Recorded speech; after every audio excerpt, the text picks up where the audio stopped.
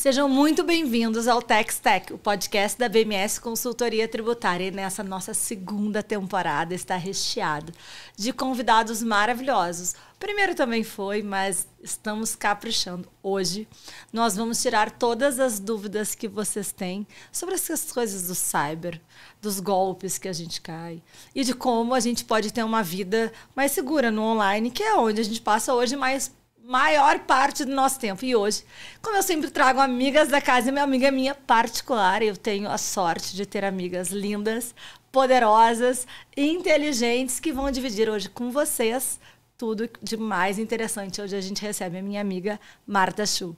Ai, que prazer estar aqui, muito feliz. Rio Grande do Sul venceu. As gaúchas, né, juntas, ninguém confronta, ninguém desiste da gente. Mas super prazer estar aqui com você, Tati. Adorei a tua introdução, saber que eu sou uma amiga querida, poderosa e tudo mais.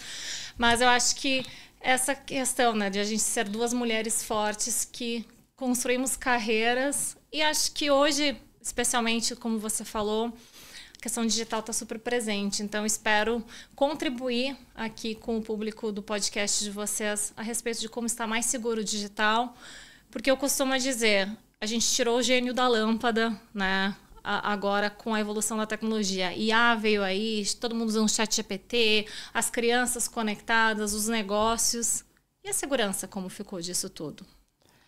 Será que ficou? Então, queria primeiro te agradecer, Martinha. Hoje vai ser um papo maravilhoso.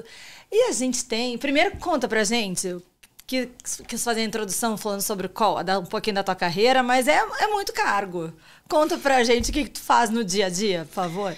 Vamos lá. Eu sou diretora de uma corretora de seguros, responsável pela área de Tech e Cyber Insurance no Brasil, uma corretora britânica, a Howden, no Brasil.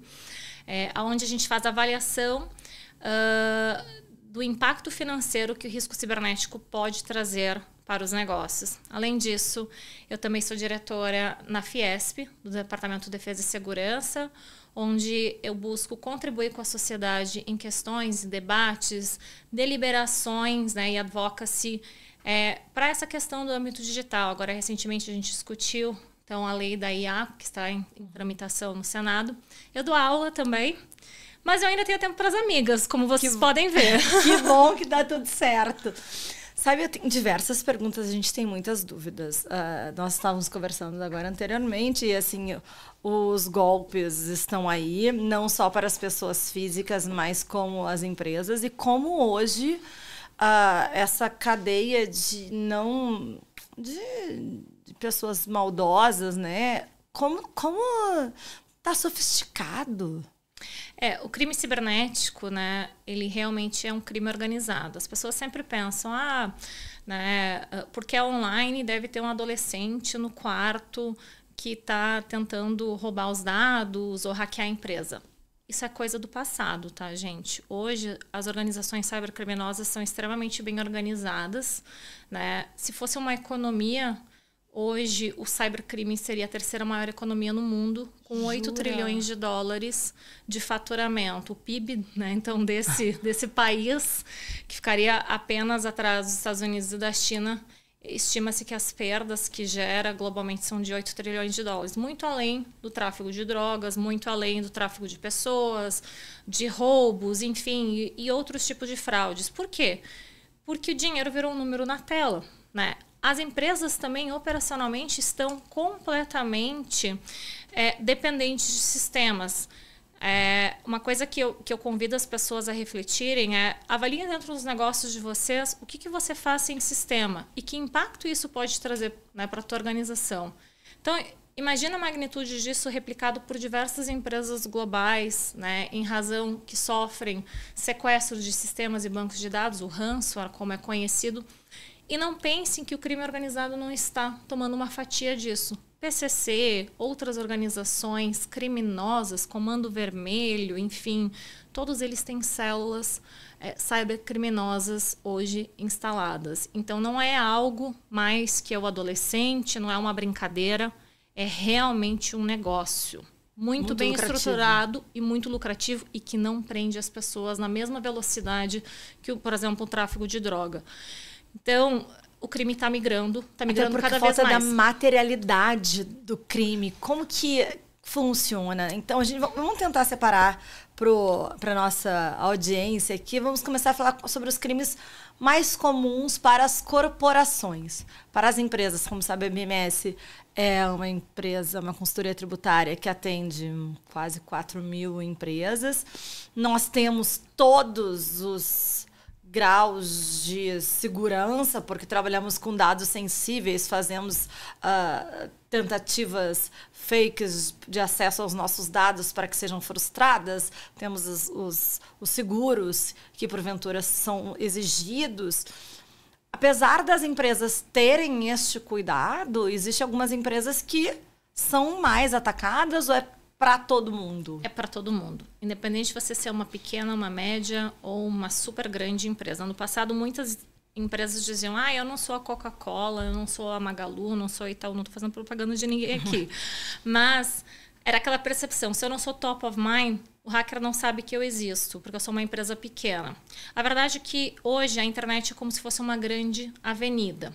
Então imagina que cada endereço de IP que a tua empresa tem, IP é o teu endereço de e-mail, os pontos de conectividade com a internet, então sistemas, ferramentas, né, computadores, servidores que estão conectados, isso são como se fossem as portas para essa avenida que é a internet.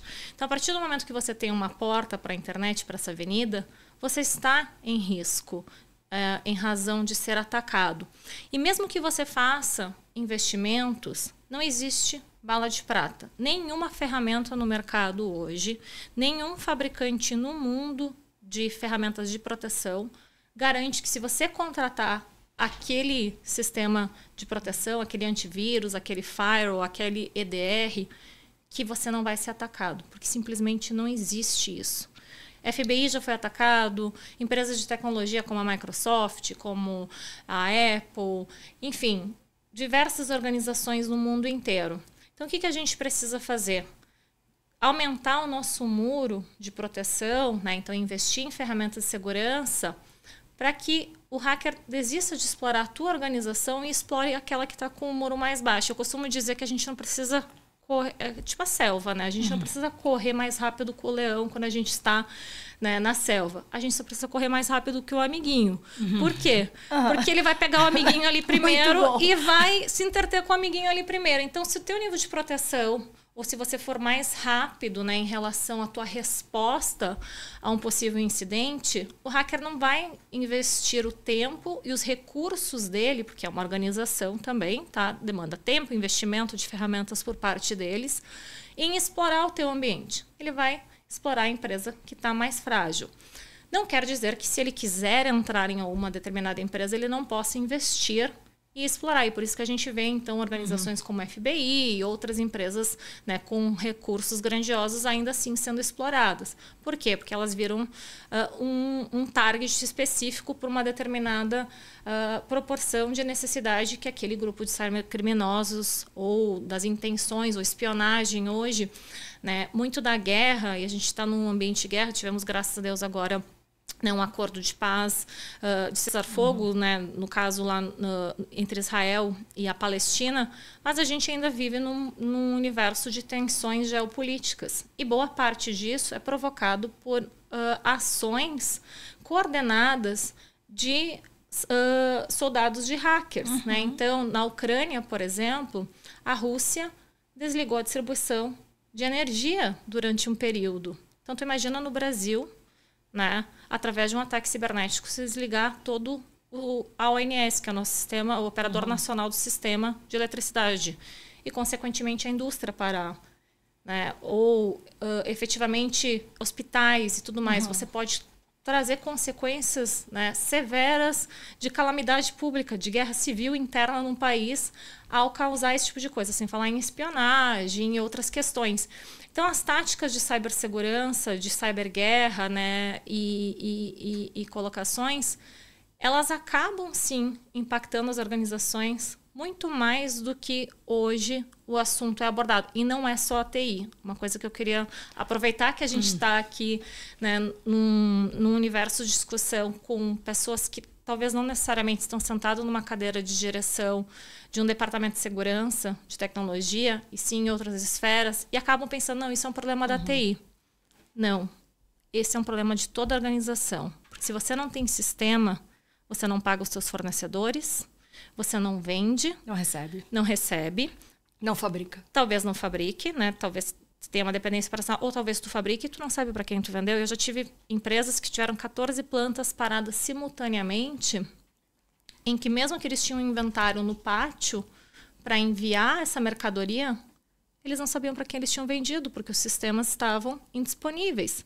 Eles não tinham o controle logístico de transporte, porque como que você vai fazer a emissão da nota fiscal, né, e encaminhar manifesto para a transportadora para retirada da carga mesmo que esteja ali disponível, se você não tem acesso aos sistemas. Já tive cliente que não conseguiu fazer a folha de pagamento para os funcionários, problema com o sindicato, né? Então, em razão disso, a moral dos funcionários, em razão, né, de não recebimento. E um pânico coletivo. Exato. Então, assim... Uma gestão de crise também difícil de controlar. Não é mais um problema da TI, é um problema do negócio, gente. Então, é importante, assim, que os empresários e as áreas adjuntas à organização, não só a TI, comecem a entender o que é o impacto de não ter sistemas ou de vazamento de certas informações pode trazer de consequências à tua organização.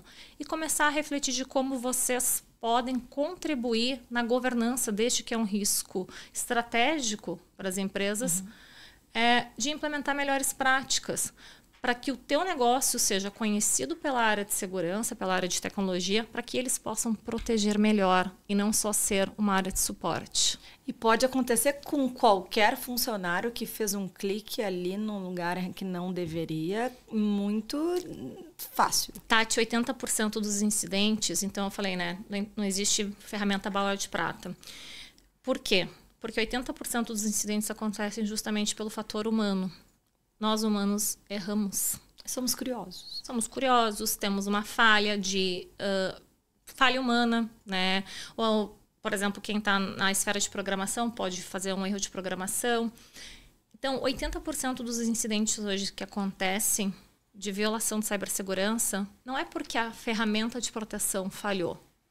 Foi porque teve uma intervenção humana, um clique, ou um erro, né, uma falha na programação mesmo, ou na gestão de acesso desses sistemas que permitiu que o hacker se instalasse dentro e efetivamente chegasse ao ponto de explorar as vulnerabilidades disponíveis no teu sistema para chegar onde ele queria, né? E trazer, então, criptografia dos seus sistemas, dos teus dados, chantagear a organização. E era essa a minha próxima pergunta. Este crime, ele tem um objetivo? A maioria das vezes, sim. Sim, financeiro, sempre. Qual é a preponderância? É mais para sequestro de dados? Vão pedir um resgate? Ou vai ter uma espionagem do teu concorrente para conhecer o segredo do teu negócio? Pode ser as duas coisas, tá? Então, mais comumente é para pagamento de resgate. Então, né, os hackers entram no teu sistema e não é da noite para o dia, tá, gente? Assim, o hacker entrou hoje no teu sistema, amanhã ele está... né, criptografando e te solicitando dinheiro. Às vezes, eles estão no teu sistema mais de 200 dias e a tua empresa não percebeu. A gente faz, geralmente, quando tem um incidente, uma avaliação de perícia digital. Que nem um crime. É um crime, né? Então, lá, quem assiste CSI Miami vai lembrar que eles fazem a perícia. A gente também faz a perícia num incidente cibernético. E a perícia está voltada, né, para os ambientes digitais e olhar onde houve a violação de segurança, né, como que esse hacker entrou, como ele se movimentou dentro da tua organização, para que o dia que chega o incidente e ele decide, então, criptografar o acesso aos teus sistemas, né, como que ele conseguiu, então, burlar as esferas de segurança. E, geralmente, isso demora uns 200 dias, que ele fica lá... ali buscando. Pesquisando. Olhando que informações que tem. Vendo o que dá dinheiro. Estudando, de certa forma, a empresa para ver o quanto ele vai chantagear em relação ao pagamento de resgate. E aí a gente vê as postagens nos fóruns de Deep Web, né? Então, a internet que a gente usa como usuário no dia a dia, é a web surface que está pública, né? Então, todos nós conseguimos acessar. E aí, quando a internet foi criada, a gente tem que pensar que a internet foi criada lá nos anos 80, tá, pessoal? Não é algo tão novo assim. Mas antes disso, já existia uma comunicação através de uma outra movimentação, que é hoje onde a Deep Web, né, está residindo. E você não tem necessariamente uma avaliação em relação a quem está do outro lado. Ela funciona em códigos. Então, por exemplo, tem um eBay lá de vendas de dados, de coisas ilegais, o que vocês imaginarem existe. Só que, por exemplo, tu acessar esse site, que parece exatamente como um eBay, primeiro você tem que ter um navegador, que ele navega na Deep Web, né? Então que você consegue entrar através do Tor, você baixa através do teu Apple Store ou do teu Google Store, alguma coisa nesse sentido. E para você chegar nesse site, por exemplo, nos sites que estão as coisas ilícitas sendo feitas, é tudo em código. Não é tipo, não vai chegar eu agora. Não existe um Google, tá, da Deep Web. Você tem que saber os códigos para entrar nesses fóruns. E aí lá tem tudo que você seus estudiosos. Tudo que você imaginar para venda. O que o hacker faz quando ele sequestra, né, uma empresa? Ele posta num desses fóruns dizendo, olha, hackei o sistema da empresa XPTO, nós temos tantos megabytes, terabytes, gigabytes de dados, e a gente começa o countdown em relação, né, ao pagamento. Isso torna problemático para a empresa, porque tem muita gente que acompanha, né? E a empresa também vai perceber que os sistemas dela estão criptografados, então ela não consegue, né, agir. E esse countdown é justamente que ele vai ou vender esses dados adiante, então por interesses comerciais, né? E por isso que a gente às vezes recebe tanta ligação de gente se passando, querendo os nossos dados e, enfim, fraudes, e que acaba resultando, né, inclusive em fraudes financeiras para a gente, porque o que você precisa para abrir uma conta bancária hoje, né? Um banco digital, cópia de documento, né, dados de endereço e muitas vezes a biometria, né, do rosto. E as pessoas dão muito livremente as suas informações, uma coisa que eu não faço. Então, por exemplo, todo mundo cadastra biometria na portaria do prédio. Você já se perguntou se essa portaria utiliza hoje criptografia dentro desses dados biométricos? Ela armazena de forma segura? Porque talvez se o hacker for lá tentar violar o banco, o bancão, né, o Banco do Brasil, o Itaú, sei lá, o Santander, vai ser mais difícil ele conseguir a criptografia. Agora, e a portaria? Então, com os dados combinados que teu documento já está lá, teu nome, tua data de nascimento, tudo mais, e a tua biometria, você consegue fazer a manipulação disso, abrir contas, tomar empréstimos e tudo mais. Tudo através de não transferir o teu dinheiro. Talvez não o teu dinheiro, né? Porque efetivamente ele vai precisar saber o teu número de conta, né? Se vai acessar uma conta tua, mas talvez ele abra uma conta em uma outra instituição. E eu conheço os casos que aconteceram isso, tomaram empréstimo, fizeram cartão de crédito, né? Que no caso é um fraudador, é um estelionatário, né? Então se configura como um crime de estelionato. E que os dados foram obtidos dessa forma, né? Então, tu fica sabendo quando a Serasa, o SPC te notifica que teu nome está negativado. E aí tu pergunta assim, mas como que eles conseguiram fazer isso, né? Teus dados foram violados, a segurança foi violada. Então, por isso, né, E a gente fala, logo eu, tão esperta, que faço tudo com autenticação de 2 fatores, mas esquece daquele fornecimento de dados constante diário. E faz um automático achando que traz algum benefício. Então, assim, uma coisa que eu sempre falo para as pessoas é refletir, questionar. A gente tem uma lei de proteção de dados, a Lei Geral de Proteção de Dados, nós temos a Autoridade Nacional que fiscaliza o cumprimento, e essa lei é para todas as empresas. Não pensa que é só para as grandes organizações. Se você é uma padaria, você tem que cumprir a Lei Geral de Proteção de Dados. Ah, mas eu não coleto dado porque eu só vendo pão, leite e Nescau. Né? Tu tem funcionários, tu tem dados dos teus funcionários, tu é obrigado a aplicar LGPD para os dados dos teus funcionários, por exemplo, se tu é a padaria. Ou se tu tem um programa de fidelidade na tua lojinha. Isso é muito comum hoje. Qualquer loja que a gente vai fazer uma compra tem que fazer uma ficha. Como se fosse o crediário dos anos 1900 e bolinha. Antigamente, eu lembro, criança, quando não tinha... Passava o cartão de crédito. Assim, não lembro. Me contaram de outra vida. Tu viu no YouTube. Eu vi no YouTube. Antigamente era assim. Minha mãe me contou. Nunca vi isso. Antigamente passava um cartão de crédito, fazia um crediário. Colocava nome, endereço, CPF, data de nascimento. Telefone. Por que assim...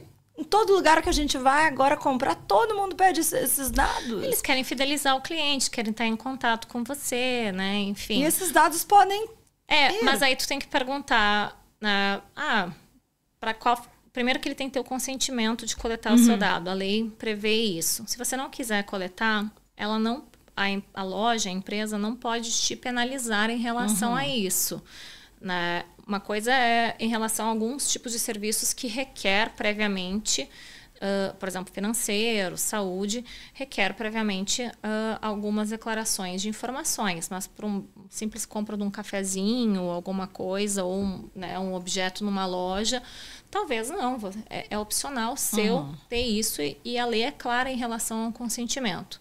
Já na questão de biometria e portarias e tudo mais, né, e eu já tive algumas brigas em portarias, porque eu não dou meu dado biométrico, então o pessoal da recepção fica um pouco confuso, porque é mal instruído em relação a isso. Se instala o sistema, né, e fala, a partir de agora só entra com a biometria. A verdade é que a lei diz que não. Porque há outras maneiras de você permitir o acesso, de identificar o indivíduo. Você não precisa coletar um dado sensível biométrico para essa finalidade. Então, não há essa necessidade de você... Se o usuário não concordar, de você obrigá-lo. Você está, né, então, fazendo uma... como é que é a palavra? Coação. Coação com o usuário de coletar algo que não pode ser reposto. Então, a minha cara não pode ser reposta. Pode fazer harmonização facial, mas ainda é minha cara, né? Muita gente gostaria. Mas, assim, o dado de senha, até de documento, eventualmente, ele pode ser alterado. Então, a gente tem que começar a pensar, a refletir isso. Então, se em algum lugar que você for e você não estiver confortável, você pode... O que geralmente eu faço é o seguinte, quando eu chego numa portaria. Vai coletar... Preste atenção nessa dica. Anotem aí, pegue o papel, caneta. Vai coletar dado biométrico? Tem a opção de não fazer? Eu sempre sou educada com a pessoa. Daí eu falo, não tem. Então, deixa eu te solicitar. Vocês têm aqui como que está a estrutura da LGPD de vocês, então, de como os dados estão sendo preservados? Se a pessoa já ficar perdida, não dê seu dado biométrico. E aí, vou ensinar o que vocês têm que falar a respeito disso. Olha, eu não vou permitir, então, a coleta, né, da minha biometria facial ou digital. Eles vão ficar bem confusos, vão dizer que não pode entrar, né, em alguns lugares vão tentar dizer que sem isso você não entra, e você vai dizer, não, é um direito fundamental meu. A LGPD prevê, tá, que não há necessidade ou obrigatoriedade de coleta do meu dado biométrico para acessar um prédio. Vocês conseguem me identificar estando eu aqui em frente a vocês com o meu documento, né, e tomar os devidos registros sem que seja coletado um dado sensível. Se a pessoa persistir, é só você jogar no Google, dado biométrico LGPD, preciso entregar, e mostrar para a pessoa. Se continuar, né, causando, pede para chamar o contato de vocês e efetivamente isso vai se resolver. Eles estão violando a lei. Vocês podem, inclusive, denunciar a NPD se, né, haver essa coerção e essa insistência, porque é um direito seu. Diferente, por exemplo, se você vai, talvez, para um estádio de futebol. Sim, porque tá? tem uma lei. Porque aí tem a questão de segurança pública, tá? Para ter identificação de criminosos, de circulação, ou, por exemplo, no aeroporto, que sim tem identificação, né, de dados biométricos. Mas, desculpa, é um aeroporto, né? É um estádio que envolve autoridades. Quem está monitorando a biometria do estádio não necessariamente é o clube que está por trás, e sim a polícia. Né? Então, para monitorar justamente essas movimentações em relação a identificar pessoas que estão usando de maneira coerente. Na portaria, talvez o servidor fique na salinha ali de trás. E, de novo, é mais fácil eu hackear o servidor da portaria ou o bancão? Ou o governo. Que tá aqui. 2 perguntas. A primeira é... Hoje em dia, a gente tem aquelas câmeras de segurança dos municípios, do estado, que estão fazendo apreensões e prendendo indivíduos foragidos da justiça através do reconhecimento biométrico. E, por vezes, não é tão efetivo, porque imagino que não tem assim, esse banco de dados tão robustos. Então, estamos sendo monitorados por questões de segurança governamental, por segurança de Estado. Isso ok. A questão é quando se tem uma questão da sua violação da sua identidade de uma forma privada. Por exemplo, eventos. A gente vai num evento de grande porte, quando deveria-se, pelo menos, estar, pelo menos de alguma forma visível ou acessível ao público, dizendo que ao acessar aquele evento você está cedendo os seus direitos biométricos ou de imagem? Sim e não, tá? Quando é solicitada a coleta do dado biométrico para um evento privado ou para um acesso, por exemplo, ontem me perguntaram isso sobre os acessos, por exemplo, de camarote, que estão começando a solicitar isso em eventos como no Carnaval, lá no Rio, na Sapucaí. Então, se você comprou um ingresso para isso, a minha contrapartida para a empresa que está produzindo o evento eu gostaria de saber como está a política de privacidade de vocês e se vocês estão adequados à LGPD, de novo. Porque, gente, não é brincadeira. Todo mundo acha que às vezes eu sou um pouco maluca em relação a essa esfera, né, do cuidado com os dados. Mas a gente tem que pensar, 10 anos atrás, o que você fazia pela internet. Né? Então, as pessoas quase não usavam cartão de crédito. Aqui no Brasil tinha um receio. Banco digital mal existia. Tinha, acho que, um banco, né, digital 100%. E olha o quanto a gente progrediu em razão da digitalização de processos, de facilitação da nossa vida. Só que as pessoas esquecem que a reboque disso vem o risco. Quantos de vocês nos últimos 10 anos deixaram de carregar dinheiro, né, físico na carteira de vocês? Eu estava na China agora, é bem curioso isso, tá? Eu estava em outubro, fiquei algumas semanas lá, e lá você já paga só com a palma da sua mão. Eles não aceitam nenhum cartão de crédito físico em lugar nenhum, tá? Ou, no máximo, o teu celular, que você vai gerar um QR Code, que o teu cartão já está, né, cadastrado dentro, que você abre pela tua biometria facial. Mas eles não aceitam. Isso em lojas, assim, a China, para quem acredita que é totalmente socialista, comunista, até tem o partido lá. Mas o lugar mais capitalista que eu já visitei na minha vida. Todas as lojas, as internacionais, as lojas locais, você não compra nada com cartão de crédito físico. Eles não aceitam. Então, hoje tem a biometria da palma da mão. E daqui a pouco isso vai estar disponível aqui no Brasil. Tá? Então, consequentemente, a gente precisa começar a mudar os nossos hábitos de segurança, porque o teu dinheiro é o teu dado hoje. Se anteriormente você recebia seu contra-cheque, né, como funcionário, ou você pagava o seu funcionário com um cheque físico, ou ele levava o dinheiro no final do mês para casa de forma física, ninguém mais tem isso. Tudo é transacionado através de uma transferência de um dado na tela. Então, a gente precisa começar a proteger como esses dados são acessados. E se a gente não fazer isso, a gente está colocando em risco não só, né, o nosso ganho financeiro, mas também as nossas vidas. Porque a gente começou a falar, né, então, de sequestro de informações e ransomware. Para quem acredita que é um crime que não traz consequências, ele traz muitas consequências. Ele talvez não mata tanto quanto os crimes violentos de roubo que a gente tem aqui no Brasil, ou, né, como o tráfico de drogas. Mas ele tem, sim, consequências de trazer catástrofes financeiras para vida das pessoas. A maioria das PMEs, quando elas são atacadas, né, as pequenas e médias empresas, 70% delas acabam indo para falência. elas perdem o fluxo financeiro delas, operacional, e isso traz uma catástrofe para a tua vida. E me diz uma curiosidade. Inteligência artificial. A gente lê, não sabe se é verdade, que um CFO transferiu não sei quantos, porque alguém transferiu valores a mando de um CFO que foi criada uma reunião que ele nunca existiu, que foi criada uma imagem através de inteligência artificial. Onde isso vai parar? Como a gente pode se proteger? Então, isso é verdade, tá? A inteligência artificial, eu brinco que a gente tirou o gênio, né, de dentro da lâmpada, ele está aqui com a gente agora. Então, o gênio está aqui fora e a gente vai ter que conviver com ele. E a IA, né, então, ela trouxe muitas coisas boas para as nossas vidas. Ela vai ajudar a gente a resolver problemas que a humanidade ainda não conseguiu resolver, porque ela tem uma capacidade de processamento muito mais rápido de entendimento do que se a gente colocar vários estudiosos em conjunto. Mas ela também vai ser utilizada pelos agentes mal intencionados.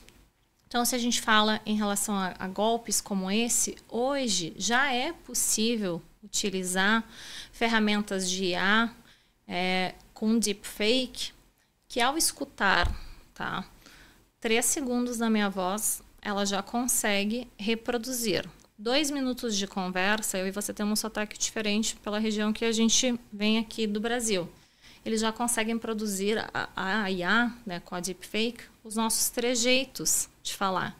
Então, quando a pessoa ouve do outro lado, acredita que está falando com a Tatiana ou com a Marta, porque fala exatamente com o meu sotaque, o meu jeito, as minhas pausas e tudo mais. E a gente está muito acostumado de dizer assim, não vamos cair naquele golpe do WhatsApp, do WhatsApp, dizer, mãe, estou com um celular novo. Mãe, preste atenção nisso. Caiu muita gente nisso. Todo mundo cai até hoje. Todo mundo já ouviu, todo mundo tem uma mãe, uma tia, acho que só a mãe e a tia que caem. Os jovens, não. Mas todo mundo já caiu. Teve um conhecido. Ou teve algum conhecido que já passou por isso. Fala assim, mãe, estou com um celular novo de trabalho, não consigo transferir dinheiro, transfere 2.000 para mim. Isso já acabou. Já acabou. O próximo golpe agora é a imagem, vai aparecer a tua filha te ligando, dizendo que está em perigo, que você precisa fazer alguma coisa, e vai ser igual a sua filha, falando igual a sua filha. Marta, tá? Eu não tenho saúde para isso. É isso que vai acontecer. E o que a gente pode fazer? Criar palavras-chave entre os seus familiares, né? Então, sei lá, jabuticaba. Qual que é a palavra-chave? Jabuticaba. Então, se o cara não saber responder do outro lado, porque é uma outra pessoa, não é a sua filha. Vai parecer que é a sua filha. Você já sabe que é golpe. Ou, na dúvida, desliga a ligação e liga para a pessoa que aparentemente te ligando. As pessoas esquecem que o telefone ainda funciona. Eu tive meu celular furtado agora essa semana. Sequer conseguia voltar para casa, porque não tinha Uber, não tinha o cartão de crédito, não tinha nada. Tava minha identidade, tava o meu cartão.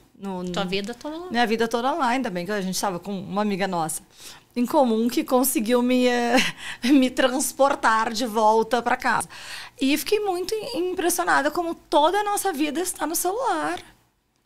Tudo. E como obviamente o WhatsApp demora para baixar todo, é enorme. E o quanto as pessoas não ligam para outra. Eu te mandei um WhatsApp, não respondeu. Ninguém teve a capacidade de lembrar que existe um telefone ainda, como os incas e os maias faziam. Que ligavam, oi, tudo bem? Te mandei um WhatsApp, você não respondeu. Posso responder aqui? E eu acho que se numa situação de urgência, né? Então, se você está sendo, de novo, coagido a tomar uma ação. É urgente, vão me matar, não sei o quê. Não entre em pânico. A primeira coisa que eu falo é, gente, vocês entrarem em pânico, o cara ganhou vocês. O estelionatário, o cybercriminoso e tudo mais, ele ganhou você. Então, friamente desliga. Porque se for realmente urgente, né, você vai conseguir, ninguém vai tomar atitude naqueles 2 segundos. E você já de imediatamente liga de volta para o número que você conhece. Não para o número que estão te ligando. Então, por exemplo, eu vou ligar para o número da Tatiana, não para o número que estão me ligando dizendo que é a Tatiana. Você diz, não, mas estou sem o telefone. Você nem fala que você vai ligar. simplesmente desliga e tenta ligar para o número da pessoa que está se passando. E se realmente não atender, aí você avalia, né, se vai envolver a autoridade, se vai, enfim, tomar algum tipo de ação. Eu não tomaria nenhuma ação sem tomar esse espaço. E acho que dentro do mundo empresariado a gente vê aí questões, né, de boletos, de, enfim, várias, né, tentativas de golpes contra organizações. E a gente precisa também verificar, checar, né? Então, hoje, todo boleto ele é atrelado a um CNPJ, a um CPF. Basta você verificar se aquele CNPJ, aquele CPF, ele está correspondente a quem você efetivamente precisa pagar. É fácil, simples. Gente. Não precisa fazer tudo com pressa. Falha humana, tá vendo? Falha humana.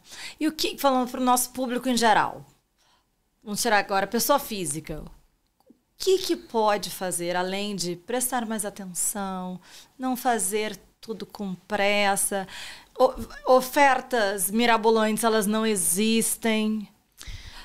O que no nosso dia a dia, o que a gente pode Eu acho que, primeiramente, melhorar? as pessoas costumam usar a mesma senha para tudo.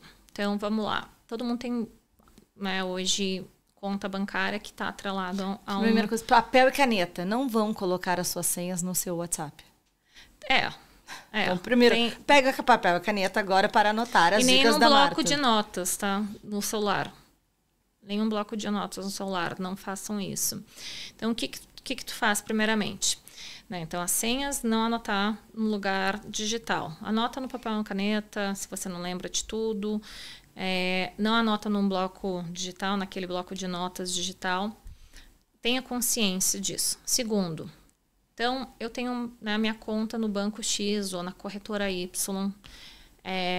E a minha senha do meu e-mail é a mesma que eu acesso um portal de notícias, que eu compro na loja XYZ. Vou te matar. Brincadeira. Minhas amigas não podem fazer isso. Não. Agora, com o celular novo, eu tive que mudar todas as senhas. Aí, o que você faz? Por que eu tô falando isso? Tu imagina que, né, por uma violação de segurança, e empresas podem ser vítimas, como eu mencionei, houve um vazamento, né, da base de pessoas registradas naquele canal de notícias que tem, adivinha, aquele e-mail, que é o seu e-mail, né, padrão, e a senha. Aí, então, o hacker já tem, né, a Tatiana Allen usa esse e-mail, essa é a senha. Deixa eu entrar naquele e-mail, ver se essa senha funciona. A partir disso, ele pode começar a resetar toda a tua vida ou acessar tudo que você tem. Por quê? Lembra que a tua conta bancária está registrada com esse e-mail? E o que você faz com a sua conta bancária quando você tem um dado que você precisa atualizar? Vem lá, autenticação para você, né, confirmar que você está trocando a senha, que você está fazendo isso. Então, ao você ter a mesma senha para todos os teus acessos digitais, você está permitindo, está facilitando a vida, né, do criminoso a ter acesso a todas as outras esferas da tua vida. Não só aquele login de portal. E a gente fica reclamando quando pede 8 caracteres, mais uma letra maiúscula, mais um número, mais um... Então, assim, o que eu sugiro? Fazem grupos de senhas, né? Então, para as minhas compras online, que aí fica fácil, você não precisa... Né? Então, memorizar 30 senhas. Então, vou fazer compras na loja de imóveis, na loja de roupas, de passagem. Eu vou usar esse grupo de senhas. Para eu acessar meu e-mail, vai ser esse. Para eu acessar minhas redes sociais, vai ser esse. Por quê? De novo, se ocorrer uma violação dentro de um desses canais, você não vai ter o acesso violado nos demais automaticamente. E você vai estar mais protegido. E aí, uma sugestão que eu dou também sobre essa questão de caracteres e tudo mais que todo mundo acha, né, ruim ter que ficar formulando, fazem frases de autoafirmação. Tipo, sei lá, sou maravilhosa. já começa teu dia lá entrando, eu sou maravilhosa, né? Então, é tua senha, na verdade, né? Então, assim, e tu vai entrar várias vezes, já vai te ajudar, né, a melhorar a tua espiritualidade. Então maravilhoso. Melhor. Então, assim, já cria grupos de senha pensando em Ho'oponopono, sei lá, gente. Aí mistura com números que para você são estratégicos, ninguém nunca vai adivinhar que é isso, tua senha. E você está praticando, né, já o pensamento positivo. Maravilhoso. Voltando um pouquinho para o nosso público em geral, que são gestores de empresas, de grandes corporações, o Brasil está ainda muito atrasado em relação ao mundo. Eu sei que tua carreira corporativa passou muito tempo em Londres. Em comparação aos países europeus, mesmo os Estados Unidos...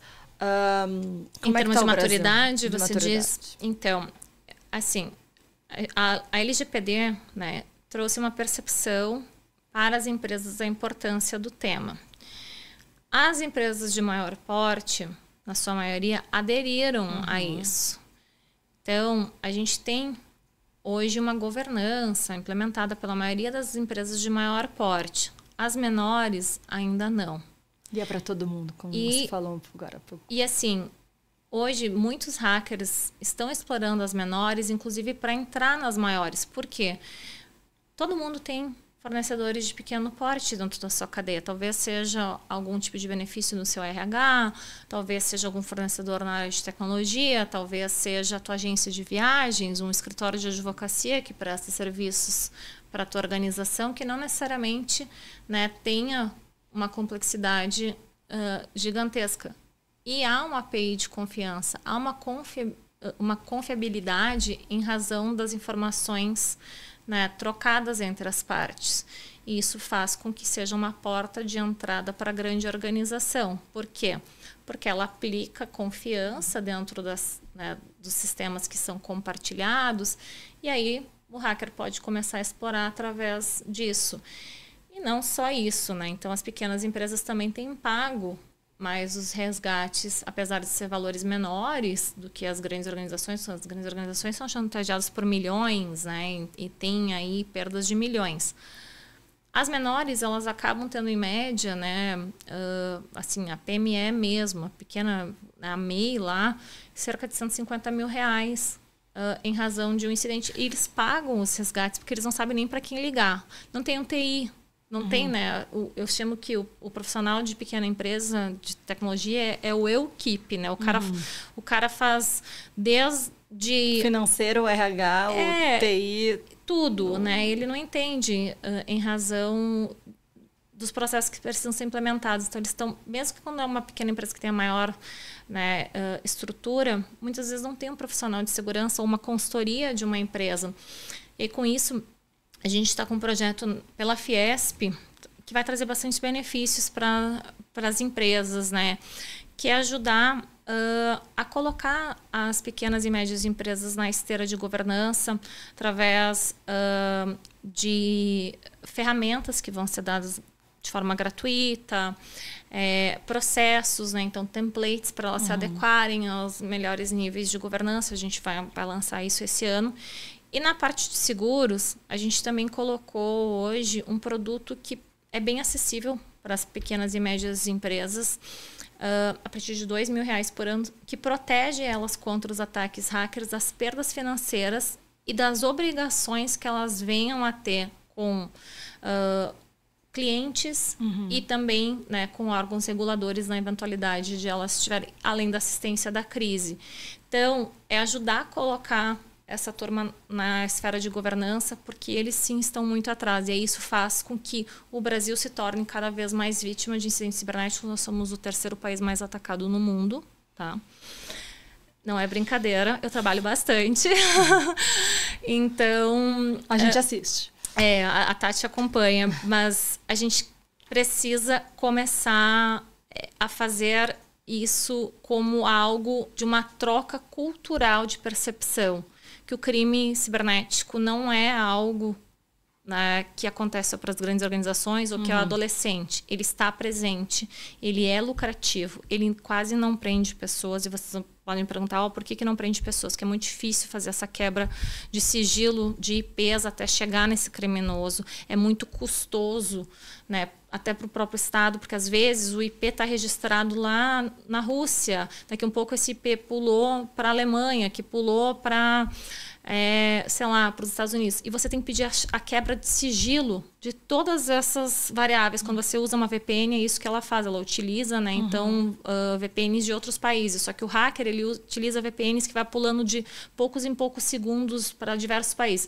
Tu imagina o custo de fazer toda essa quebra dessa cadeia, dessa VPN para trás. Então, por isso que o crime cibernético não prende quase pessoas.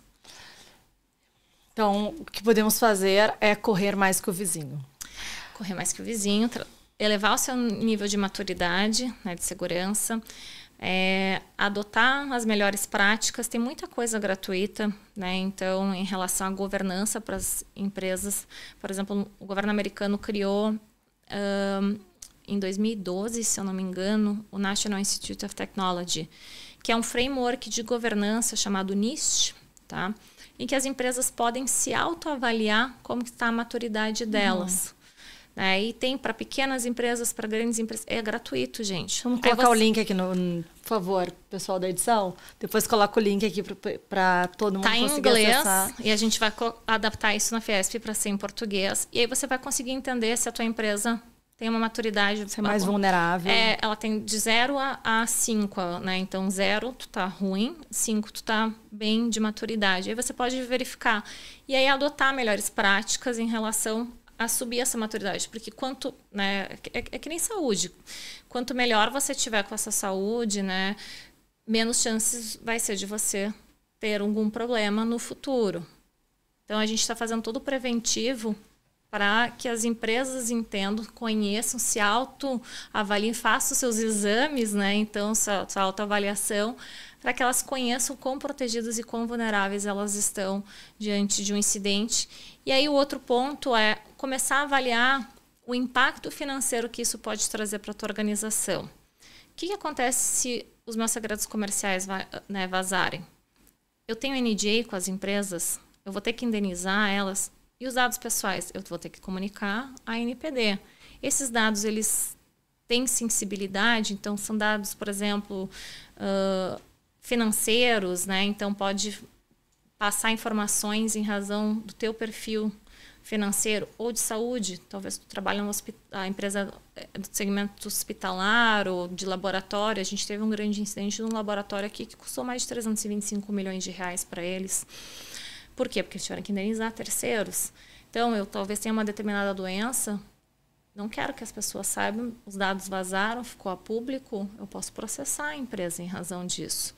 Eu tive escolas que a gente teve que colocar em segredo de justiça o incidente porque dados foram parar em fórum de pedofilia das crianças.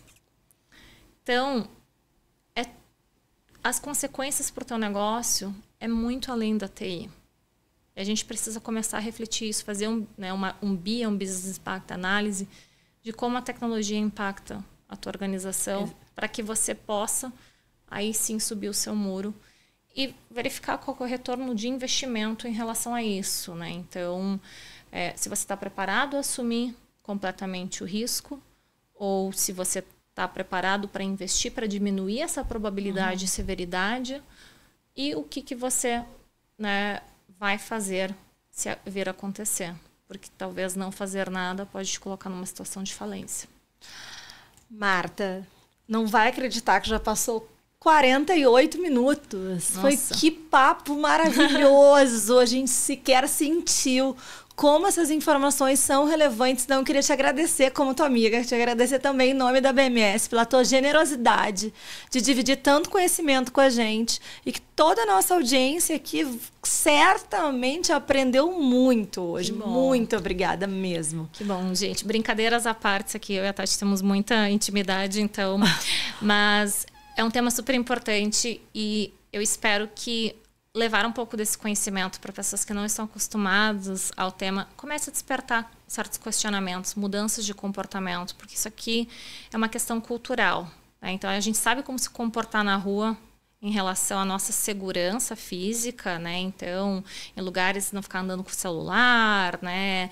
Ou eventualmente em certos, se a gente vai para certas regiões, a gente não anda com joia, aquela coisa toda. A gente tem que saber se comportar também no ambiente digital. A internet, como eu falei, é uma grande avenida e segurança é aplicável também em relação a isso. A gente está hoje nessa avenida de forma com as mídias sociais, com o que a gente faz, com quem a gente convive, né, com as nossas opiniões através também de redes sociais. Aqui a gente está fazendo um podcast, tem o LinkedIn, tem outras questões, né, e eventualmente também os nossos consumos, os nossos dados e os nossos bens financeiros. Eles talvez não sejam palpáveis, né?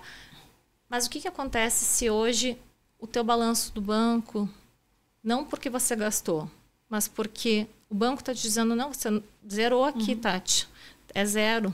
Os dados simplesmente sumiram e o banco está dizendo para você que não é mais aquele número que você tinha na tela de investimentos ou de recursos financeiros. Então, a gente tem que pensar que não é só algo intangível. Hoje, um dado pode representar, né, os recursos principais da vida da pessoa. Vida. Exatamente. Obrigada, Martim. Então, eu gostaria de agradecer a vocês também que ficaram conosco até agora. Queria fazer um pedido especial. Não deixem de curtir, compartilhar, nos seguir nas redes. Nós estamos no LinkedIn super quentes. Todos os dias tem 2 ou 3 informações, não só do mundo tributário, mas como do mundo dos negócios. E hoje a gente fica por aqui. O meu muito obrigado e até a próxima.